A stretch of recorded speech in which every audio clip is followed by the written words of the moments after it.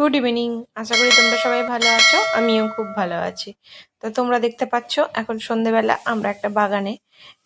তো এটা তোমাদের দাদার বন্ধুর বাড়ি, এটা কল্যাণীতে। আজ ছিল বাপি মায়ের কল্যাণীতে বিয়ে বাড়িতে নেমন্তন্ন।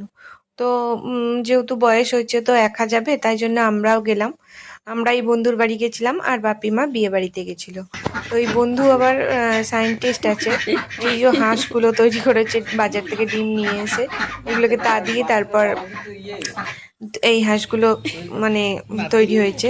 আর এখানে কিছু পাখি ছিল, বাড়িতে অনেক রকমের গাছও আছে, সেগুলোই আমাদেরকে দেখাচ্ছিল। তো আমরা দেখছিলাম, মজাও লাগছিল। দেখো এই পাখিগুলোকে নারকেলের মতন লাগছে না?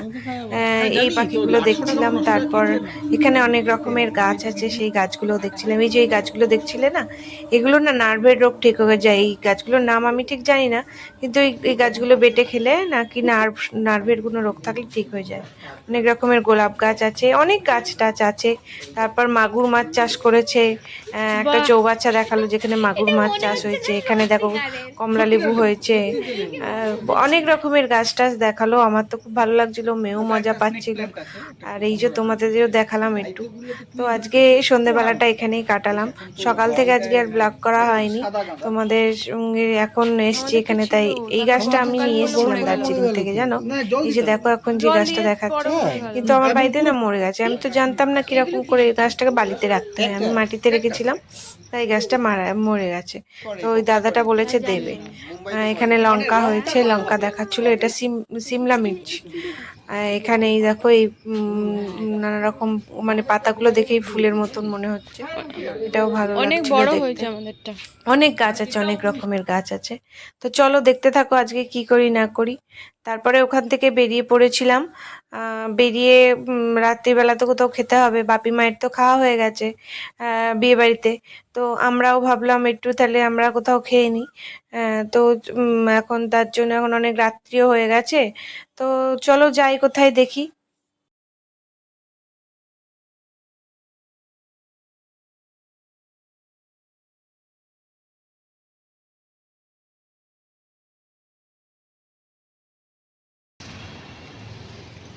তোমরা দেখতেই পাচ্ছ আমরা এখন ভূতের রাজা দিল বর এখানে চলে এসেছি রেস্টুরেন্টে। এখানে বাঙালি খাবার পাওয়া যায়, মানে ভাত, মাছ, ডাল, নিরামিষও পাওয়া যায়, আমিষও পাওয়া যায়, দু রকমই পাওয়া যায়। থালি সিস্টেমও আছে, ভালো খাবার দাবার ভালো। তবে আমার কলকাতাতে যেটা আছে সেক্টর 5-এর ওখানে যেটা আছে সেটার খাবার দাবার বেশি ভালো লেগেছে। চন্দননগরেরটা তো একদমই ভালো লাগেনি। আর এই মানে কল্যাণীরটাও মোটামুটি, কিন্তু কলকাতারটা বেশি ভালো। সেক্টর 5-এ যেটা খেয়েছি ওখানেরটা বেশি ভালো লেগেছে। ওই যে আমরা তিনজন এই পাশে বসে পড়েছি, এখন আমাদের ভেটকি মাছের কাটলেট চলে এসছে, এটা আমরা খাই। তারপরে আর মেন কোর্সে অর্ডার দিয়েছিলাম হচ্ছে ভাত আর চিকেন, এটাও চলে এসছে। তো ওইগুলো খেয়ে নিই। আর সেরকম কিছু নিইনি, সিম্পলি খেয়েছি। প্রতিদিন বাইরে খাওয়া হয়ে যাচ্ছে অনেক, তো আজকে খেলাম। মা বাপি বসে আছে, আমরা খাচ্ছি। খাওয়া হয়ে গেলে এখান থেকে বেরিয়ে পড়বো। তো চলো দেখতে থাকো।